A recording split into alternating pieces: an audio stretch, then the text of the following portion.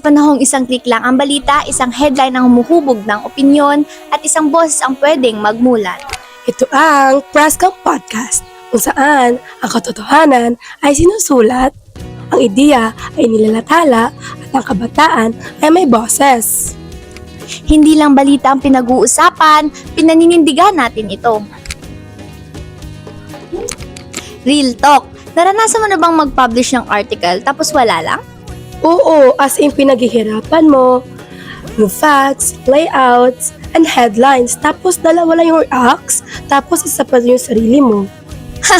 Welcome sa mundo ng journalism at online publishing. Kaya nga, dito mo ma-realize na hindi lang pagsusulat ang trabaho natin. May algorithm, may reach, may pressure na maging clickable. Pero doon nagiging mas delikado kapag mas inuuna ang clicks kaysa sa katotohanan.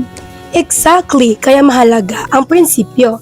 Bilis versus accuracy, yan ang araw-araw na laban ng mga journalist. At kahit online na lahat, journalism pa rin ito kung may katotohanan, kontekston at pananagutan.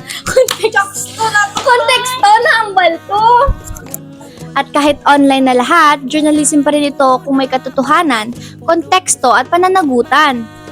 Hindi tayo basta content creators. Tagapagdala tayo ng kwento ng mga tao, lalo na yung hindi naririnig. Sa mga campus journalists at young writers, kung pakiramdam nyo walang pumapansin sa gawa nyo, Hindi lahat na mahalaga ay viral, pero lahat ng totoo ay may halaga. at balang araw may makakabasa at magsasabing, buti may nagsulat nito.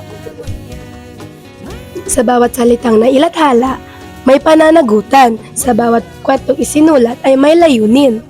Maraming salamat sa pakikinig. Ito ang Presscom Podcast. Kung saan ang katotohanan ay hindi lang binabasa.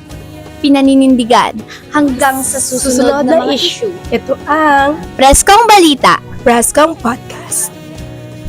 Ikat, lagid man to.